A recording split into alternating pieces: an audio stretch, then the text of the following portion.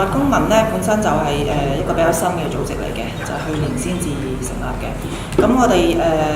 個性質咧同剛才各位所講過嘅咧都有少少唔同。頭先各位朋友就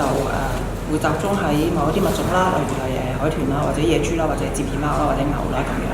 咁第二就係比較行動型啦嚇，可能會去參與一啲係公民抗命運動啊、示威啊、集會啊，或者傾一啲砌一啲政策啊咁樣。咁動物公民嗰個成立嘅背景咧，其實咧即係有句説話叫做即係站在巨人的肩上。咁我諗動物公民嗰個成立係有類似嘅情況，就係話即係好多嘅朋友好多嘅組織已經做咗好多嘢啦。咁然後動物公民咧就係即係基於咧即係呢一啲已經做緊嘅工作已經得到嘅即係已經取得嘅一啲嘅成效之上咧，即係我哋會認為咧，喺咁多嘅行動係咪可以再去提升即係動物或者動物權益即係呢個議題，令到佢係建立一個咧切合本地情況嘅論述，以及就係話擴大嗰個知識嘅層面咧擴大嗰個即係討論嘅範圍咧，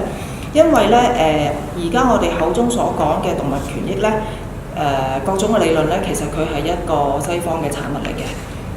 喺東方嘅傳統入邊咧，就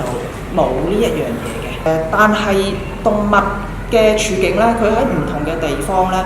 佢又有佢自己嘅問題嘅，或者自己嘅特色嘅。唔同嘅物種佢又有唔同嘅習性啦。咁結合嗰一個地方本身嘅一啲例如話城市規劃啦、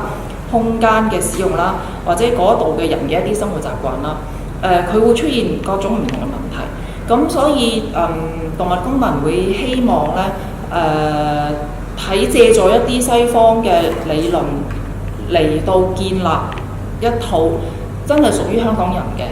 本地適用嘅一啲關於動物嘅觀點，一啲嘅論述一啲嘅討論咁就令到成件事唔好淨係停留喺示威或者一啲前線嘅義工嘅辛勞但係前線義工所做緊嘅嘢，可能有時又用其餘嘅，即係市民根本唔知佢喺度做緊啲乜嘢。咁就希望動物公民會希望即係透過一啲寫作文章一啲教育嘅活動咁就令到咧即係前線義工所做嗰樣嘢咧，同埋咧即係市民對於動物問題嗰啲各樣嘅思考或者各樣嘅質疑咧，即係希望透過我哋嘅寫作咧，將佢連翻埋喺埋一齊嘅咁所以咧，我哋算係一個比較靜態嘅組織嚟嘅，你可以話我哋暫時嘅工作咧，即係都係以寫作為主嘅。咁但係亦都同時希望唔好做到係即係太過象牙塔或者太離地啦。我哋亦都唔係話要做一啲好學術嘅寫作即係寫到深嘅文章我哋都希望嗰個目標對象咧，都係一啲社會大眾咁就令到佢哋即係等佢哋睇到一啲現象之餘咧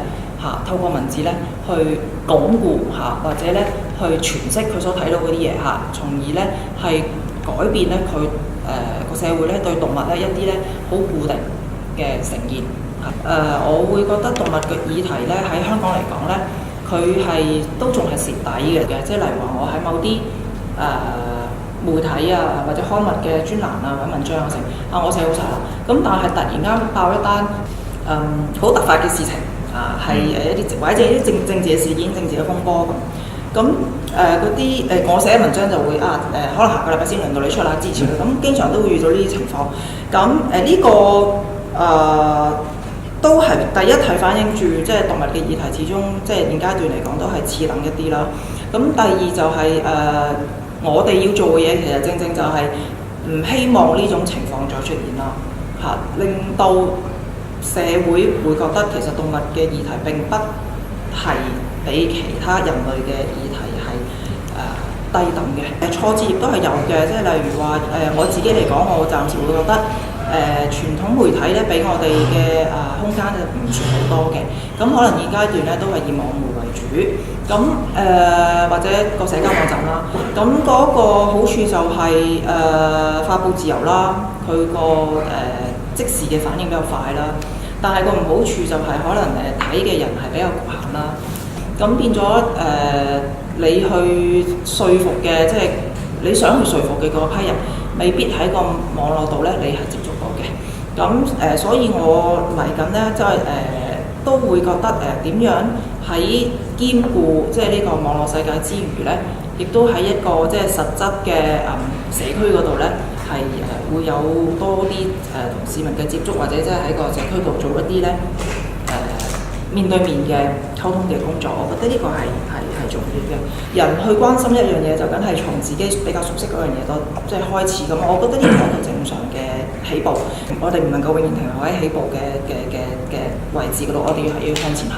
從寵物或者從哺乳類動物嚟推而廣之，咁漸漸去到一啲咧同我哋即係習性相距比較遠嘅動物，我哋都會有關注。咁第二就係話咧香港嗰個動物關於動物嘅科學咧其實我所知咧就唔算好發達嘅，因為我哋對動物嘅關心其實除咗一個情感上嘅或者倫理上嘅原因之外咧，我哋唔能夠脫離佢客觀同埋科學嘅一面嘅。可能嗰啲嘢曱甴佬好多人驚啦咁嘅，但係其實可能我哋對佢嘅認識係喺科學上嚟講係冇嘅。咁你根本都冇認識嘅時候，即係如何談得上去關心呢？呢個係即係香港整體一個偏重於經濟發展嘅一個嘅後遺症嚟嘅，就係我哋對科學其實係唔多重視嘅。